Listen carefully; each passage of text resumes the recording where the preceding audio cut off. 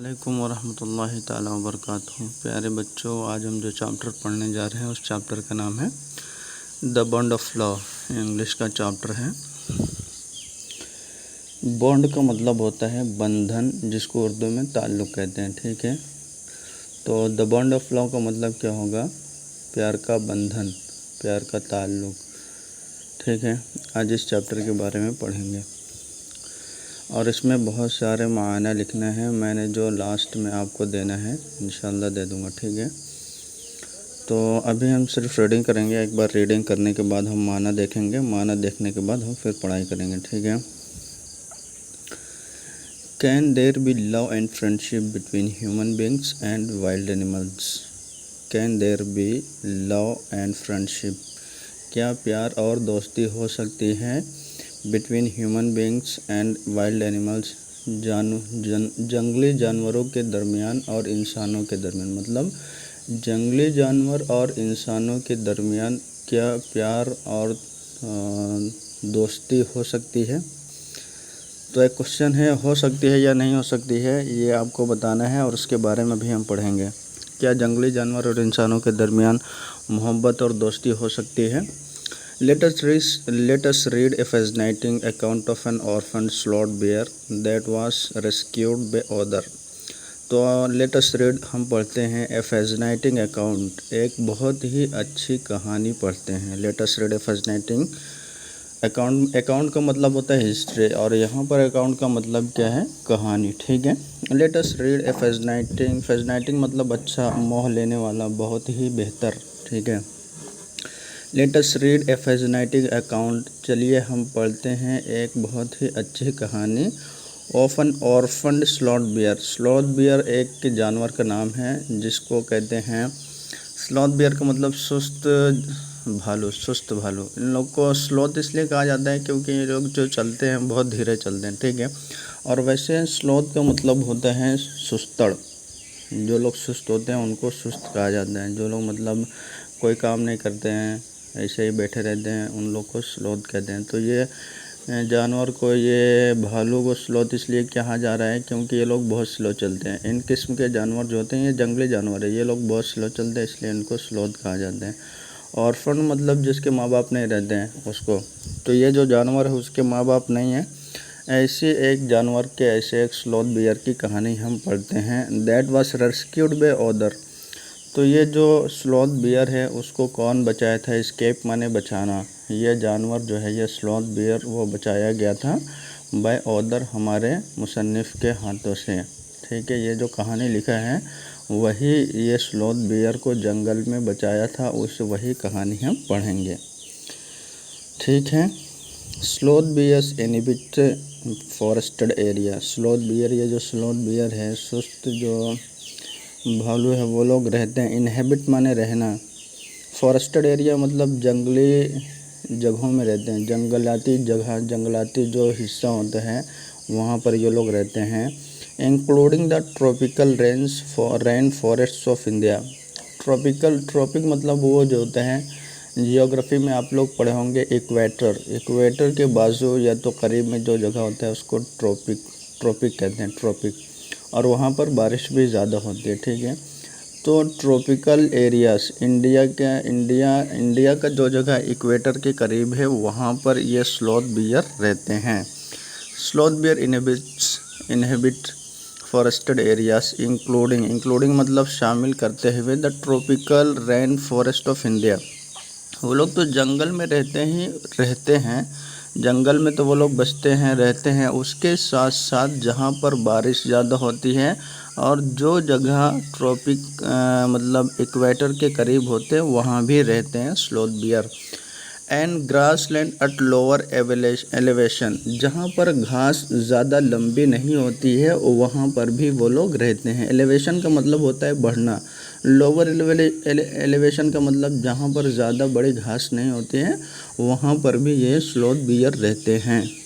ठीक है, ग्रासलैंड बोले तो जहाँ पर क्या बोलते हैं, घास का मैदान, ऐसा घास का मैदान जहाँ पर घास ज़्यादा बड़ी नहीं होती वहाँ पर भी ये स्लॉथ बियर रहते हैं।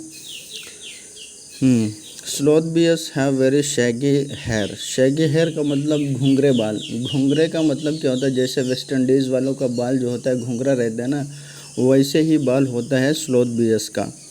एंड लॉन्ग मज़ल, और इनका जो मज़ल बोले तो इनका जो बाल होता है वो गंदा होता है, ठीक है।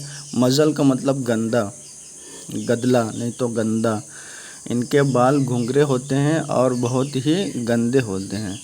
Using their claws to dig, वो लोग अपने पंजों को इस्तेमाल करते हैं टू डिग, खोदने के लिए।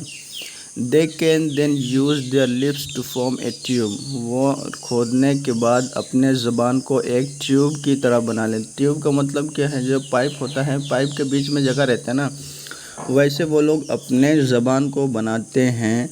विच कैन गो डीप, जो उनकी ज़बान है वो ज़मीन के अंदर जा सकती है। डीप इनटू द ग्राउंड, उनकी ज़बान जो है ट्यूब की तरह जो ज़बान होती है वो ज़मीन के अंदर जा सकती है। और into hard to reach areas, या तो फिर ज़मीन जहाँ पर बहुत कड़क होती है वहाँ पर खोदना मुश्किल होता है, तो ऐसी जगहों में भी उनकी ज़बान जो ट्यूब की तरह है वहाँ पर भी उनकी ज़बान अंदर जा सकती है। किस लिए जाती है, like dead trees for their food, जैसे कि अभी एक दरख्त है, एक दरख्त टूट गया है, वो ख़त्म हो गए हैं, काट दिए हैं, तो वहाँ पर क्या है, हमको कोई चीज़ घुसाना बहुत मुश्किल है कि नहीं, क्योंकि वहाँ पर जड़ होगी, जड़ के अंदर किसी चीज़ को डालना है या तो उसके अंदर घुसाना बहुत मुश्किल है। लेकिन ये जो स्लोथ बियर हैं उनकी ज़बान उसके अंदर भी वो लोग आसानी से डाल सकते हैं। जड़ के अंदर भी वो लोग अपनी ज़बान को ट्यूब की तरह बनाकर अंदर डाल सकते हैं। क्यों, फॉर देयर फूड, वो लोग अपना खाना वहाँ से हासिल करते हैं। अब उनका मेन फूड क्या बता रहे हैं, their main food is termites, उनके जो मेन खाना है, उनका जो सबसे अहम खाना है वो है दीमक। वो दीमकों को खाते हैं। दीमक मतलब जो चीज़ सड़ जाती है फिर उसमें एक सफ़ेद सफ़ेद एक कीड़ा दिखाई देता है ना, उसको कहते हैं दीमक। यू कैन हियर देम सक up their food from several feet away.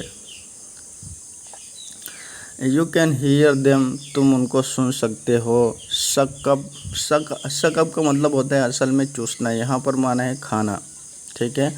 You can hear them suck up their food from several feet away, अगर तुम थोड़ी दूर पर खड़े होकर भी उनको देखोगे तो वो लोग जब ज़मीन से अपना खाना खा रहे होंगे या तो जब दीमक को खा रहे होंगे तो वो खाने की जो आवाज़ है वो तुम लोग चंद फीट दूरी से ही सुन सकते हो उनके खाने की आवाज़। यू कैन हीयर, आप सुन सकते हैं। देम, ये स्लोथ बियर्स को। सक अप देयर फूड, उनके खाने को तुम देख सकते हो, सुन सकते हो।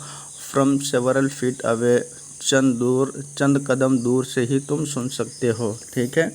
ये तो उसका इंट्रोडक्शन था। अभी हम कहानी स्टार्ट करेंगे, ठीक है।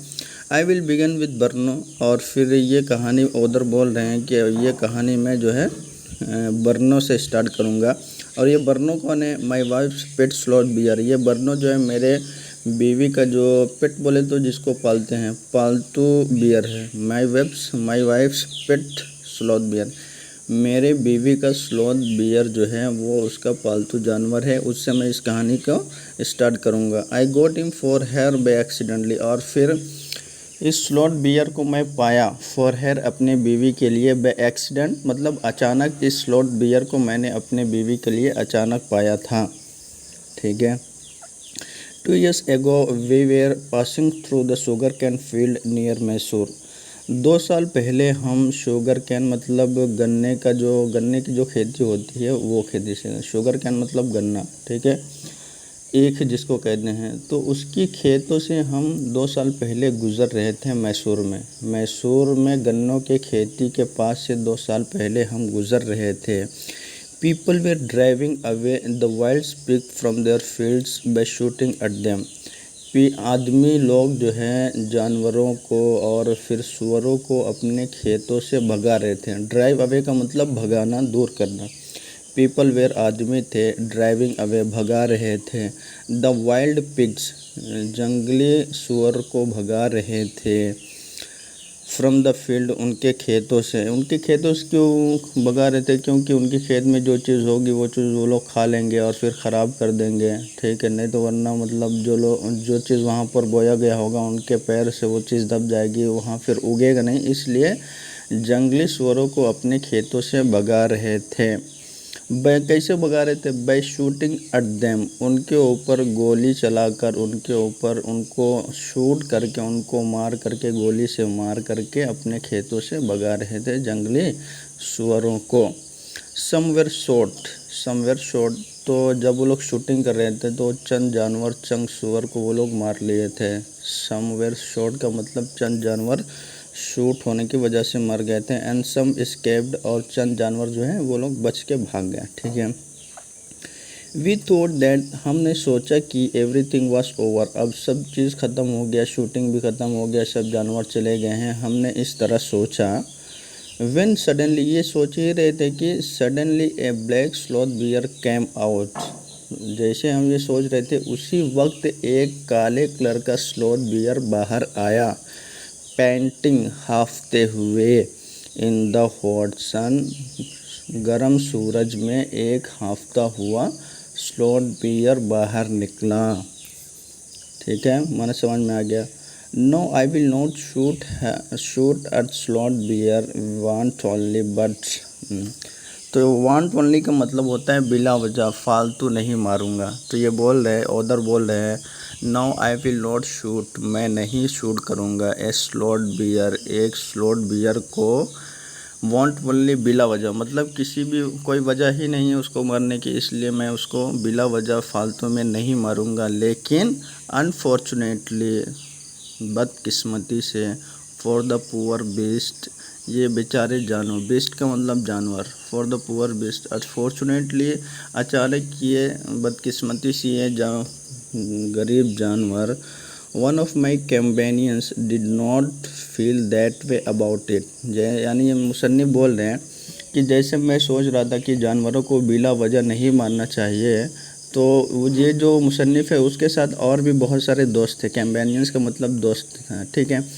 तो उसके दोस्त लोग इस तरह नहीं सोच रहे थे जैसे मुसन्निफ सोच रहे हैं। मुसन्निफ क्या सोच रहा है बेचारा, जानवरों को नहीं, बिला वजह जो है जानवरों को नहीं मारना चाहिए, फालतू में जानवरों को नहीं मारना चाहिए। ये कौन सोच रहा है? मुसन्निफ सोच रहा है।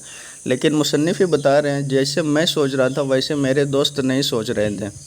उनके दोस्त क्या सोचे, जानवर है बिला वजह इसको पाओ मारो। ठीक है, लेकिन मुसन्निफ की हालत क्या है, वो सोच रहे हैं बिला वजह जानवरों को नहीं मारना चाहिए। लेकिन उसके जो दोस्त है वो लोग क्या है, जानवर है ना, हमारे खेत में आया है, फालतू में हमारे खेत में क्यों आया, इसको मारो। तो इसके जो कंपेनियंस है इस तरह सोच रहे थे। ठीक है,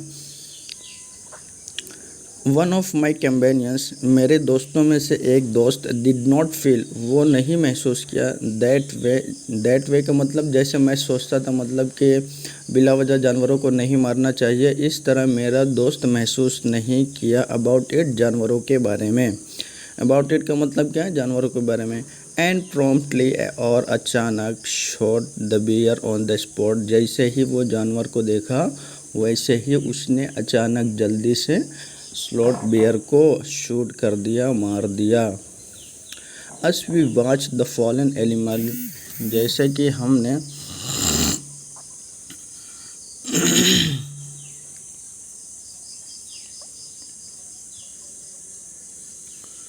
अस we watch the fallen animal, जैसे कि हम शूट करने की वजह से, मारने की वजह से गिरे हुए जानवर को देखे। वी वर सरप्राइज्ड, हम बहुत ही ताज्जुब में पड़ गए थे। क्यों? टू सी दैट, ये देखने की वजह से कि द ब्लैक फर का मतलब क्या है, उनका जो बाल होता है उसको फर कहा जाता है।